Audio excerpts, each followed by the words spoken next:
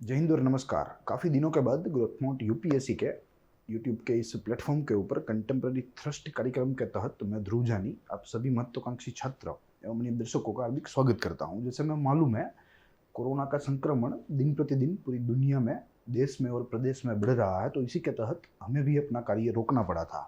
मगर आज से हम लोग हमारा जो कार्य है वो पार्शियली शुरू कर रहे हैं। फुल फ्लेज अभी भी जो गाइडलाइन नहीं आई है और भविष्य जो है वो भी कुछ अनसर्टेन दिख रहा है, तो इसी के लिए फुल फ्लेज हमारा कार्य जो है वो सरकारी गाइडलाइंस के बाद शुरू होगा। मगर पार्शियली हम लोग आज से हमारा जो वर्क है वो रिज्यूम कर रहे हैं। आज कंटेम्प्रेरी थ्रस्ट के इस उपाख्यान में हम लोग एक महत्वपूर्ण मुद्दों को लेकर आए हैं। परीक्षा की दृष्टि से भी महत्वपूर्ण मुद्दा है, साथ ही में जो कोई जिज्ञासु नागरिक हो, जो क्यूरियस हो, जो किसी भी मुद्दे को जानने के लिए, समझने के लिए तरसता हो, उनके लिए बहुत ही महत्वपूर्ण मुद्दा है आज का। जैसे आपको स्क्रीन के ऊपर दिख रहा है, यूएस चाइना जियो पॉलिटिकल वॉर, यानी कि यूएस और चाइना, जैसे हमें मालूम है कि आज टॉप टायर दुश्मन है, ठीक है, और चाइना भी कड़ी टक्कर दे रहा है अमेरिका को। वहीं अमेरिका भी अपनी ओर से काफ़ी प्रयत्न कर रहा है ताकि वो चाइना को मात दे सके। मगर जो भविष्य है वो पहले तो अनसर्टेन है, यानी कि हमें दिख नहीं सकता, हमें मालूम नहीं पड़ सकता भविष्य में क्या होने वाला है, क्या नहीं होने वाला है। और जो आज के हालात है दोनों देशों के बीच में, या आप समझ लीजिए पूरे विश्व के जो हालात है, ये सारी जो चीज़ें हैं वो एक बात का बयान करती है कि आने वाले भविष्य में एक भयंकर भीषण युग होने वाला है। और ये युद्ध जो है वो धीरे धीरे विश्व युद्ध 3 में तब्दील हो जाएगा। इसका जो रूप है वो विश्व युद्ध 3 का बन जाएगा। तो देखेंगे पूरी चर्चा। जैसे पहले कवर को हम लोग एनालाइज करेंगे। यहाँ अगर आप बैकग्राउंड की फोटो देखेंगे तो एक बाजू चीन का हाथ है, एक बाजू अमेरिका का हाथ है, नीचे शस्त्रों के साथ है वे, ठीक है। तो यहाँ युद्ध की यहाँ भीति हमें देखने को मिलती है। साथ ही में अगर बीच वाला जो फोटो देखेंगे तो इसमें 3 महानुभाव है, 3 राष्ट्रों के प्रमुख है, अलग अलग राष्ट्रों के। सबसे प्रथम रशिया के प्रमुख है, फिर चीन के है, और फिर बाद में ईरान के राष्ट्रपति है। तो हमें यहाँ ये भी देखना है कि रशिया, चीन और ईरान का क्या नेक्सस है, कैसे अमेरिका के ऊपर वे भारी पड़ सकते हैं। और आखिरी में यहाँ द ईयर 2034 आपको दृश्यमान है। ये बहुत ही अहम वर्ष होने वाला है, क्योंकि आज इस मुद्दे के ऊपर जो हम बात करने वाले हैं वो दरअसल 2034 नाम की एक किताब के ऊपर पूरा मुद्दा आज हमारा आधारित है। और ये किताब साफ तौर पर कह रही है कि 2034 में चीन और अमेरिका के बीच में एक भयंकर युद्ध होगा, और यही युद्ध आगे चलकर विश्व युद्ध 3 बन जाएगा। तो देखेंगे इसके प्रोज एंड कॉन्स देखेंगे। जैसे मैंने आपको बताया कि परीक्षा की दृष्टि से तो महत्वपूर्ण है ही, मगर एक ज्ञानवर्धक नागरिक अगर आपको बनना है तो भी आज का जो मुद्दा है ये बहुत ही महत्वपूर्ण आपके लिए साबित होगा। साथ ही में कंटेम्प्रेरी थ्रस्ट, जैसे आपको मालूम ही है कि हम लोग इस पूरी चर्चा को एजेंडे के तहत देखते हैं, क्योंकि ये बहुत ही बड़े मुद्दे होते हैं और काफ़ी समय जो है हमें इस पर इन्वेस्ट करना पड़ता है। तो इसीलिए टू दी पॉइंट हम लोग यहाँ माहितियों की बात करते हैं और एजेंडे के तहत चलते हैं। आज भी हमारे पास एक एजेंडा तैयार है जो आप देखते हैं। सबसे प्रथम कॉन्टेक्स्ट इंट्रोडक्शन की बात करेंगे। दूसरे बिंदु के ऊपर ईरान चाइना का एग्रीमेंट देखेंगे जो कि हाल ही में हुआ है। 27 अप्रैल को दोनों देशों के बीच में एक समझौती हुई और दोनों देशों के प्रधानों ने इसके ऊपर हस्ताक्षर किए। और कहा जा रहा है कि यह 25 वर्ष का यह जो है, ये जो समझौती है वो 25 वर्ष की है, आने वाला है, ठीक है। तो लंबी है, लॉन्ग टर्म है। और साथ ही में ईरान और चाइना का नेक्सस हमें यहाँ देखने को मिलता है, और कैसे यही संबंध, यही नेक्सस आगे चलकर अमेरिका के लिए सरदर्द बन जाता है, वो भी यहाँ हम लोग देखेंगे। फिर उसके बाद ईरान, चाइना और रशिया की बात देखेंगे, क्योंकि मालूम है हमें कि द्वितीय विश्व युद्ध के बाद अमेरिका और रशिया भी एक दूसरे के दुश्मन ही थे। आज अमेरिका और चाइना भी दुश्मन है, और अमेरिका और ईरान भी दुश्मन है। तो यहाँ दुश्मन का दुश्मन दोस्त हो गया, तो वही मोडस ऑपरेंडी से ये 3 देश जो है वे एक साथ हो गए। वैसे रशिया और चाइना जो है वो तो पहले से ही साथ में ही थे, क्योंकि कई साम्यताएं हैं इन दो देशों में। सबसे प्रथम तो कम्युनिज्म इनका आधार है, ये देशों का, चाहे वो चीन हो चाहे वो रशिया हो। कम्युनिज्म के अलग अलग प्रकार है, वो एक अलग सी बात है। अलग सी चर्चा है, उसके ऊपर हम लोग आज नहीं जाएंगे, मगर फिलहाल हमें यही देखना है कि ये दोनों देश साम्यवादी है।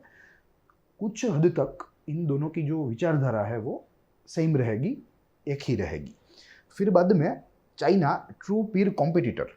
आज चाइना का जो कद है, चाहे वो कोई भी क्षेत्र हो, चाहे वो टेक्नोलॉजिकल हो, मिलिट्री हो, इकोनॉमिक हो, तो वो कद की बात करेंगे और कैसे वो अमेरिका को चुनौती दे सकता है उसकी भी बात करेंगे, और साथ ही में इसका उपसंहार यानी कि इसका निष्कर्ष देखेंगे। तो ये आज का हमारा एजेंडा है। एक एक पॉइंट को लेकर हम लोग हमारी चर्चा को आगे बढ़ाएंगे और चीज़ों को समझने का प्रयास करेंगे, जिसमें से सर्वप्रथम पॉइंट है कॉन्टेक्स्ट इंट्रोडक्शन। जैसे मैंने आपको बताया कि 2034 नामक एक बुक है जो कि दो ऑथर्स के द्वारा लिखी गई है, दोनों ही अमेरिकन है। एक का नाम है जेम्स स्टर्विट्जर और दूसरे जो है वे है एलियट एक्करमैन। जेम्स स्टर्विट्जर लगभग रिटायर्ड एडमिरल है यूएस नेवी के, और जो एलिक एक्करमैन थे वे एक बिजनेसमैन थे।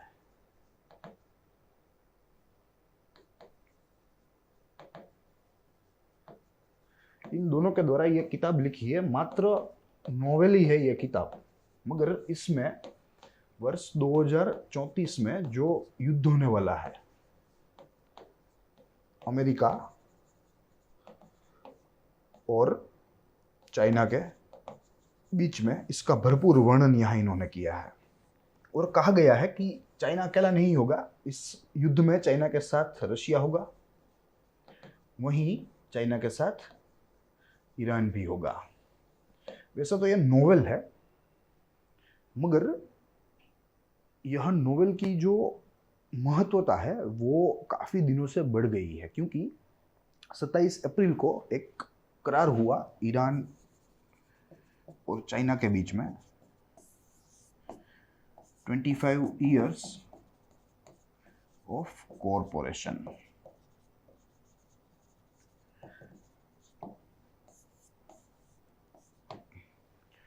ठीक है, तो यही एग्रीमेंट जो है वो इस नोवेल में की हुई बातों को महत्व प्रदान करता है और हमें ये समझने पर मजबूर करता है कि निसंदेह ये युद्ध जो है वो होके रहेगा। क्योंकि आज जिस तरह चाइना जा रहा है, आज जिस तरह अमेरिका अधोगति की तरफ जा रहा है, क्योंकि अब धीरे धीरे अमेरिका दुर्बल होता जा रहा है।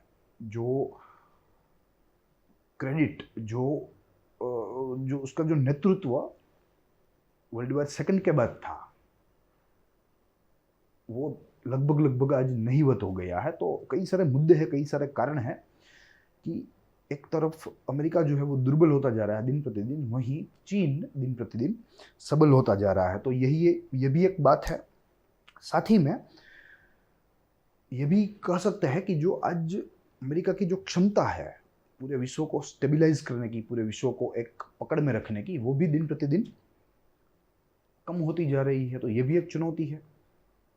अमेरिका के अपने आज जो है प्रश्न है जिसको हल करने के लिए अमेरिका रात दिन पुरुषार्थ कर रहा है, अपनी आंतरिक चुनौतियां हैं उससे लड़ रहा है। तो इस माहौल में अमेरिका पूरे विश्व के इस प्रश्न को कैसे हल कर पाएगा, ये भी एक आज के दिन एक आप कह सकते हैं कि एक हॉट क्वेश्चन है। तो ये सारी चीज़ें हैं जो हमें देखनी है, और यही किताब जो है जिसका आधार यहाँ हमने लिया है। साथ ही में जैसे मैंने आपको बताया कि वैसे तो ये नोवेल है, मगर ये नोवेल इतनी महत्वपूर्ण क्यों है, इसका जवाब हमें यहाँ देखने को मिलता है। 25 ईयर्स ऑफ कोऑपरेशन की जो समझौती हुई 27 अप्रैल 2021 को, इससे ये लगता है कि यही समझौती इस नोवेल में लिखी हुई बातों को वास्तविकता प्रदान करेगी, और ये पूरे विश्व के लिए एक अपने आप में खतरा रहेगा। तो ये बात है कॉन्टेक्स्ट इंट्रोडक्शन की। आगे देखें दूसरा मुद्दा, तो ईरान चाइना एग्रीमेंट में देखना है, जिसका जिक्र मैंने पिछली स्लाइड में किया। देखिए यही एग्रीमेंट है, फिलहाल तो ड्राफ्ट है, फाइनल नहीं हुआ, मगर अगर ड्राफ्ट की बात करें तो ये 3 मुद्दे हैं जिसके ऊपर ये 2 देश चलने वाले हैं। सबसे प्रथम मुद्दा है साउथ चाइना जियो इकोनॉमिक इफेक्ट, दूसरा नेशनल इंटरनेट, तीसरा है चाइनीज मिलिट्री प्रेजेंस। ठीक है, तो ये 3 मुद्दे हमें आज देखने हैं और तीनों मुद्दों को थोड़ा नजदीक से देखेंगे और समझने का प्रयास करेंगे कि क्यों ये समझौती है वो अमेरिका और चीन को आमने सामने लाकर खड़ा कर देगी। जिसमें से सबसे प्रथम मुद्दा है साउथ चाइना, या आप समझ लीजिए कि साउथ एशिया जियो इकोनॉमिक इफेक्ट। देखिए, अगर ईरान की बात करें, अगर हम एशिया का मैप देखें तो ईरान थोड़ा वेस्ट बाजू है, मगर उसका जो संबंध है वो कई सारे दक्षिणी एशियाई राष्ट्रों के साथ है, जिसमें भारत का भी उल्लेख है, इंडिया, जिसमें पाकिस्तान का भी उल्लेख है, जिसमें चीन का तो है ही है, श्रीलंका एंड मेनी मोर। ठीक है, तो कहा जा रहा है कि ऐसा नहीं है कि ईरान मात्र और मात्र चीन के साथ संबंध रखता है, मगर ईरान अपने आप में पूरे दक्षिण एशियाई क्षेत्र में उसकी जो प्रेजेंस है ईरान की, वो आज बहुत ही आप समझ लीजिए कि बहुत ही ताकतवर बन गई है, क्योंकि सारे देशों के साथ उसका कोऑपरेशन है, सारे देशों के साथ उसका सहकार है। चाहे वो BRI की बात हो, चाहे वो अन्य कोई डेवलपमेंटल प्रोजेक्ट्स की बात हो, चाहे वो भारत के साथ किसी भी प्रकार के क्लोज कोऑपरेशन की बात हो, including giving port on long time lease, जैसे हमें चाहबर बंदर मिला है, लगभग 40 या 45 वर्षों की लीज के ऊपर वो हमें मिला है। तो ऐसे ईरान सारे देशों को दे रहा है। पाकिस्तान के साथ भी कोई प्रोजेक्ट कर रहा है, कोई रोड प्रोजेक्ट है, साथ ही में रशिया के साथ भी इसके क्लोज टाइप्स हैं। तो कहने का तात्पर्य यह है कि ईरान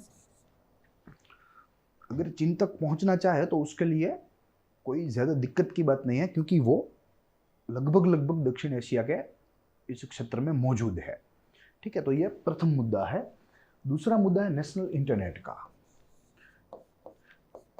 चाइना और ईरान आज साथ में मिलकर एक साइबर स्पेस बनाने का काम कर रहे हैं, या उसके ऊपर अपना ध्यान केंद्रित कर रहे हैं। साइबर स्पेस जो इन राष्ट्रों की जो निर्भरता है इंटरनेट के लिए अन्य देशों के ऊपर, यह निर्भरता को बहुत ही कम कर देगा। साथ ही में दोनों देशों के बीच में करार हुए हैं नेशनल इंफॉर्मेशन सेंटर। यह भी सेटअप किया जाएगा ताकि दोनों देशों के बीच में जो माहितियां है उसका आदान प्रदान करने में सहूलियत रहे, दोनों पक्षों को जो है यह फैसिलिटी मिल पाए। ठीक है, तो ये भी एक अपने आप में बहुत ही क्लोज कोऑपरेशन है। और जैसे हम यहाँ देख रहे हैं, ये सारी बातें 25 वर्षों की है, 25 वर्षों या उससे अधिक की है, और जो 2034 है वो आज से 13 वर्षों के बाद आने वाला है। ठीक है, तो कहा जा सकता है कि अगर युद्ध होगा अमेरिका और चीन के बीच में, तो ये संधि, ईरान के साथ चीन की ये संधि निसंदेह 100% निर्णायक मानी जाएगी। तो यही बात है, ये दूसरा मुद्दा है। और तीसरा मुद्दा चाइनीज मिलिट्री प्रेजेंस। एक रिपोर्ट के अनुसार इस समझौते के तहत दोनों पक्षों ने ऐसी सहमति दर्शाई कि ईरान की मिट्टी के ऊपर, यानी कि ईरान की जमीन के ऊपर 5000 चाइनीज सोल्जर्स जो है वो रहेंगे। 5000 चाइनीज सोल्जर्स, एक तरह से फॉरेन सोल्जर्स है, मगर स्पेसिफिकली अगर कहे तो ये चीन के सोल्जर है और ये ईरान की भूमि के ऊपर रहने वाले हैं या अपनी प्रेजेंस जो है वो बनाए रखेंगे। हालांकि ऐसा कहा जा रहा है कि ईरान के संविधान के 146 सेक्शन के अनुसार, मैं यहाँ लिख रहा हूँ 146 सेक्शन ऑफ इरानियन कॉन्स्टिट्यूशन,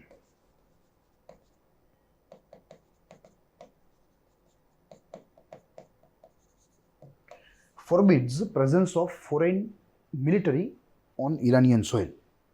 ठीक है, मगर इस समझौते के तहत चीन के सोल्जर्स जो है वे यहाँ रहेंगे, तो निसंदेह इस कॉन्स्टिट्यूशनल सेक्शन का उल्लंघन होगा, वायोलेशन। मगर ये करने के लिए तैयार है, क्योंकि आज ईरान को अमेरिका से भी खतरा है और चीन को भी अमेरिका से खतरा है। तो एक कॉमन दुश्मन के सामने लड़ने के लिए ये दो देश एक दूसरे के करीब आ गए और एक दूसरे को सहूलियत देने लगे ताकि अमेरिका को काउंटर करने में इनको जो है दोनों देशों को आपस की मदद मिल सके, जिसे हम लोग म्यूचुअल जो है हेल्प कह सकते हैं दोनों देशों के बीच में परस्परस की या आपस की समझौती। ठीक है, तो ये बात है। साथ ही में न्यूयॉर्क टाइम्स के मुताबिक इंटेलिजेंस रिपोर्ट आ रहा है कि दोनों देशों के बीच में जॉइंट एक्सरसाइज, मिलिट्री एक्सरसाइज भी होने वाला है, ट्रेनिंग एंड रिसर्च भी होने वाला है मिलिट्री के इस क्षेत्र में। ठीक है, साथ ही में ईरान चीन को बहुत ही कम दामों में क्रूड ऑयल देगा, बहुत ही कम दामों में, ताकि चीन इस क्रूड ऑयल का उपयोग करके अपनी मिलिट्री जो गतिविधियां हैं वो उसको और अच्छी तरीके से कर सके। साथ ही वेपन रिसर्च एंड डेवलपमेंट भी दोनों देशों के बीच में होने वाला है। वेपन रिसर्च एंड डेवलपमेंट मात्र और मात्र हथियार के ऊपर ही उसका ही संशोधन करना, उसका ही विकास करना।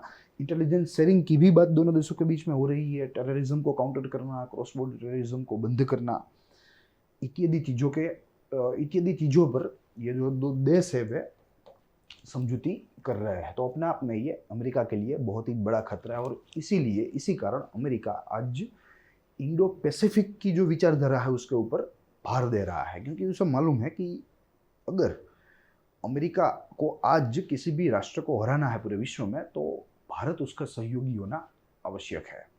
भारत के बिना आज अमेरिका कुछ नहीं कर सकता, क्योंकि रशिया तो पहले से ही दुश्मन था ही था, चीन भी अब हो रहा है, ईरान भी हो गया है। साथ ही में अमेरिका का जो आज कॉन्फिडेंस है वो भी एकदम डाउन है। तो इसलिए भारत उसे चाहिए, भारत एक अमेरिका का अच्छा दोस्त बन सकता है, एक अच्छा, आप समझ लीजिए कि एक अच्छा साझेदार बन सकता है। तो यही बात है ईरान चाइना एग्रीमेंट की। फर्दर हम इसे स्टडी कर सकते हैं, एक अलग से इसके ऊपर हम लेक्चर भी बना सकते हैं, मगर from the view point of our competitive exams यहाँ जितनी माहिती मैंने आपके सामने रखी है वो इनफ है। अगर मेंस में भी ऐसा कोई प्रश्न पूछा जाए, स्पेसिफिकली तो नहीं पूछ सकते, दो अन्य देशों के एग्रीमेंट का स्पेसिफिक प्रश्न तो नहीं आ सकता, मगर ऐसा क्रॉस में रेफरेंस देना पड़ता है। तो इस तरह कुछ हम लोग रेफरेंस दे सकते हैं, मात्र और मात्र हमें उसके एलिमेंट्स मालूम होने चाहिए और उस एलिमेंट के भीतर कौन कौन सी चीज़ें हैं, कौन कौन सी बातें हैं जो कि हमें जानना ज़रूरी है, वो भी हमें मालूम होना चाहिए, जो मैंने आपके सामने रखने का प्रयास किया। अब तीसरा मुद्दा हमें आज देखना है और वो कहता है कि ईरान रशिया चाइना नेक्सस। ठीक है, जिसका जिक्र मैंने यहाँ भी कई बार किया इसी सत्र में कि आफ्टर वर्ल्ड वॉर सेकंड एक बाजू रशिया था, एक बाजू था अमेरिका। रशिया कम्युनिस्ट था, यानी कि साम्यवादी, वहीं अमेरिका जो है वो था पूंजीवादी लोकतंत्र। तब ताकतवर भी था, फिर बाद में रशिया का डिसइंटीग्रेशन हो गया 1991 में, यानी कि यूएसएसआर का, और उसमें से रशिया का जन्म हो गया। ठीक है, मगर उसके पहले यूएसएसआर और अमेरिका दोनों आमने सामने थे। यूएसएसआर का आधार साम्यवाद था और वहीं अमेरिका का आधार पूंजीवादी था, मगर धीरे धीरे यूएसएसआर दुर्बल बनता गया और टुकड़ों टुकड़ों में बिखर गया। मगर आज परिस्थिति थोड़ी भिन्न है। तब मात्र अमेरिका एक ही बड़ा था, मगर आज कई सारे राष्ट्र हैं जो अपने आप में बड़े हैं। फिर आज अमेरिका की जो क्षमता है नेतृत्व की वो कम होती जा रही है, उसकी आर्थिक क्षमता भी कम होती जा रही है। अमेरिका का लोकतांत्रिक जो ढांचा है वो भी आज दुर्बल बन रहा है किसी भी कारणवश। हालांकि वो एक चर्चा का अलग टॉपिक है, मगर यहाँ हमें मात्र यही देखना है कि आज अमेरिका में लोकतंत्र का जो ढांचा है वो दुर्बल होता जा रहा है और इसका ही लाभ इसके दुश्मन भविष्य में लेंगे, संभवतः लेना चाहिए, ऐसा हमें लगता है। साथ ही में अमेरिका ने कई सारे मिस एडवेंचर्स किए पोस्ट वर्ल्ड वॉर सेकंड की मैं बात कर रहा हूँ, जैसे नाटो को रशिया के सामने डिप्लॉय करना, रशिया के सामने। फिर 9/11 के बाद जो अफगानिस्तान में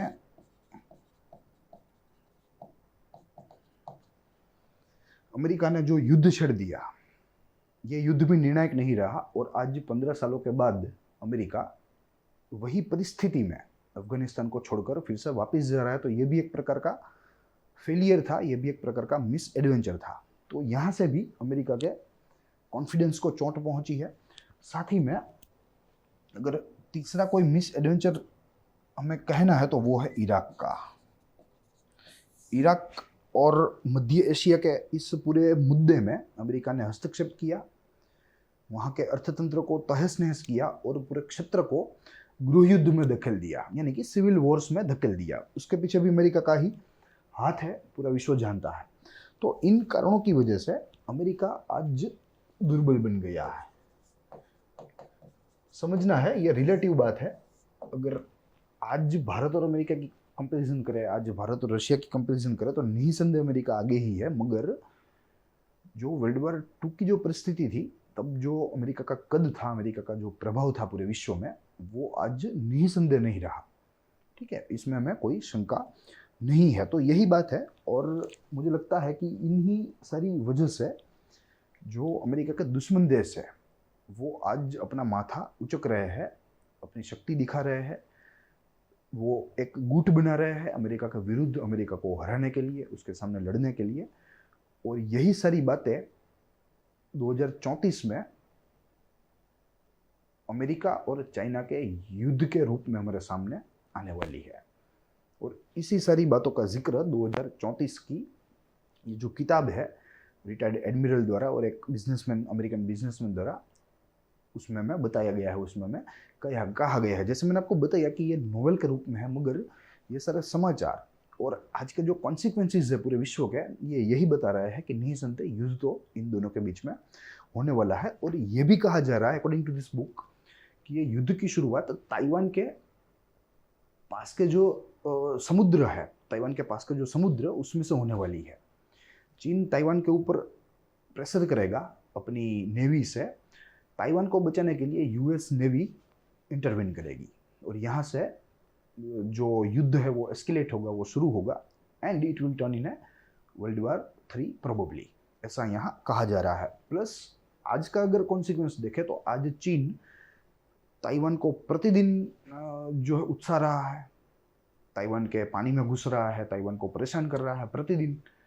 तो ये भी एक संभव बात है जो कि इस कहानी में या इस बुक में लिखी गई है। तो ये भी एक बात है जो कि इस पुस्तक में जो लिखी गई बातें हैं उसकी पुष्टि करती है। तो कई सारी बातें हैं, कई सारी कारण हैं जो कि इस पुस्तक की बातों को सच्चा बनाने के लिए सक्षम है। और इसी तरह ये पूरा जो वर्ल्ड सिनेरियो है वो भी आज आगे बढ़ रहा है। प्लस पेंडेमिक ने भी सभी देशों को एक तरीके से तो दुर्बल बनाया ही बनाया है, चाहे वो विश्व की सबसे बड़ी महासत्ता हो, अमेरिका, रशिया हो, भारत हो, चीन हो, ईरान हो। ठीक है, कोई भी देश बचा नहीं है इस महामारी के कहर से। तो ये भी एक कारण है कि यहाँ अमेरिका भी थोड़ा सा दुर्बल बना है और उसके जो कॉम्पिटिटर्स है, उसके जो दुश्मन है, वो एक गुट बना रहे हैं अमेरिका के सामने लड़ने के लिए। तो यही बात है और यही हमें ईरान रशिया चाइना नेक्सस में देखना था। अब चीन को अगर इवेल्युएट करें तो आज चीन एक दुश्मन है, एक मजबूत दुश्मन है, चाहे वो टेक्नोलॉजिकल फील्ड हो, चाहे वो मिलिट्री फील्ड हो, चाहे वो इकोनॉमिक फील्ड हो। हमें मालूम है चीन टेक्नोलॉजी में अव्वल है पूरे विश्व में, मिलिट्री में भी अव्वल है, maximum number of military personnels with electronic warhead. उनके पास जो हथियार है वे इलेक्ट्रॉनिक है, यानी कि अद्यतन है, अल्ट्रा मॉडर्न है। और साथ ही में इकोनॉमी की दृष्टि से भी चीन बहुत ही आगे है उसके पड़ोसी देशों की तुलना में या विश्व के बड़े बड़े देशों की तुलना में। तो यहाँ ये खतरा है, मगर यहाँ एक सकारात्मक बात यह है अमेरिका के लिए कि चीन टेक्नोलॉजिकली साउंड तो है, मगर जब उसके पास वो साधन आ जाए तब चीन अपने आप में टेक्नोलॉजिकल डिवाइसेस जो है वो नहीं बना पाता। टेक्नोलॉजिकल डिवाइस वो उत्पादन करेगा, वो आपको प्रोडक्शन करके देगा, मगर वो चिप की डिजाइन और उसकी मैन्युफैक्चरिंग जो है वो नहीं कर पाएगा, जो कि इस टेक्नोलॉजिकल क्षेत्र की नींव है। चिप्स फाउंडेशन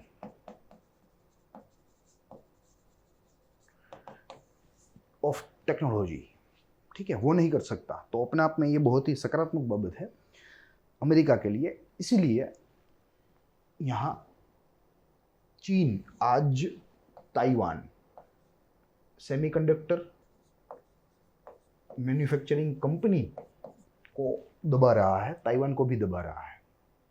जैसे मैंने आपको बताया कि चीन इक्विपमेंट्स की प्रोडक्शन करेगा, मगर वो सेमीकंडक्टर चिप्स की जो डिजाइनिंग है, उसकी मैन्युफैक्चरिंग है, वो नहीं कर पाएगा या वो नहीं कर सकता। और इसीलिए चीन की आज नज़र विश्व की सबसे बड़ी कंपनी ताइवान स्थित ताइवान सेमीकंडक्टर मैन्युफैक्चरिंग कंपनी के ऊपर है। अगर वो उसके हाथ में आ गई, अगर वो चीनी मिलिट्री के हाथ में आ गई, तो उसका उपयोग वो स्ट्रेटेजिकली कर सकता है और विश्व के बड़े बड़े देशों को मात दे सकता है। और इसीलिए ताइवान को बचाने के लिए अमेरिका आज उत्सुक है।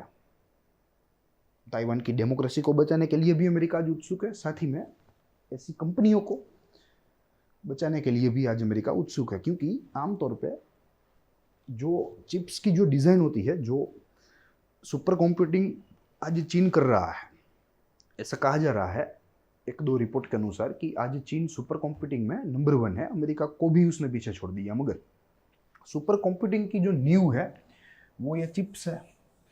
और चीन अपने सुपर कंप्यूटर्स में जो चिप्स का उपयोग करता है वो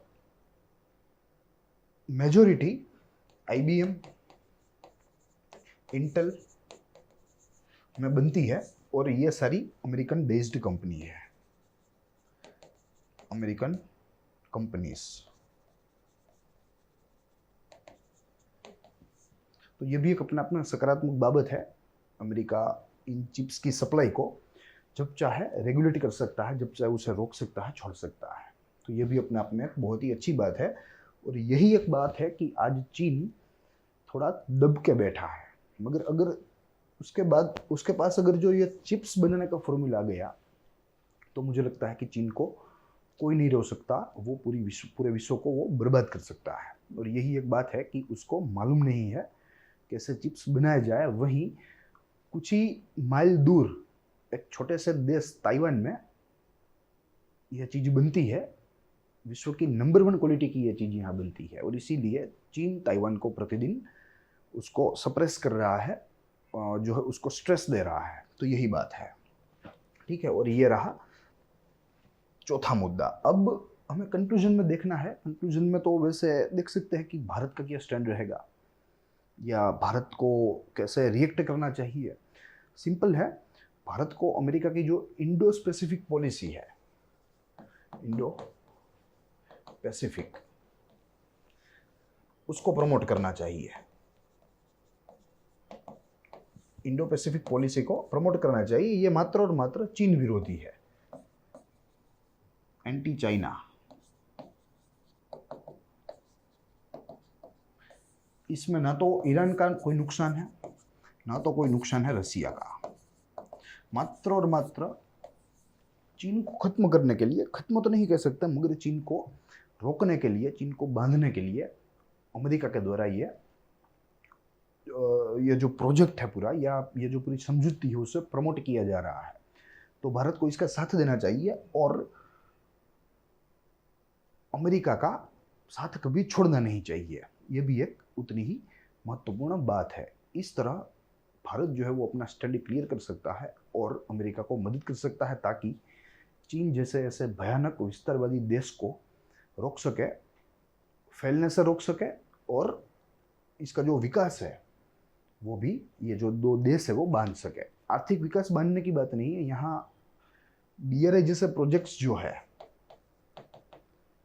ऐसे प्रोजेक्ट्स को यहाँ बंद करने की बात है, ऐसे प्रोजेक्ट्स को यहाँ डिमोटिवेट करने की बात है। तो यही बात है, भारत को इसके साथ जुड़ा रहना चाहिए, अमेरिका की भरपूर मदद करनी चाहिए, क्योंकि ये मात्र और मात्र चीन को ही जो नुकसान देगा, ये किसी और देश को नुकसान नहीं देगा, चाहे वो ईरान हो चाहे वो रशिया हो। तो यही आज की इस चर्चा में हमने बात करी इस पूरे मुद्दे पर।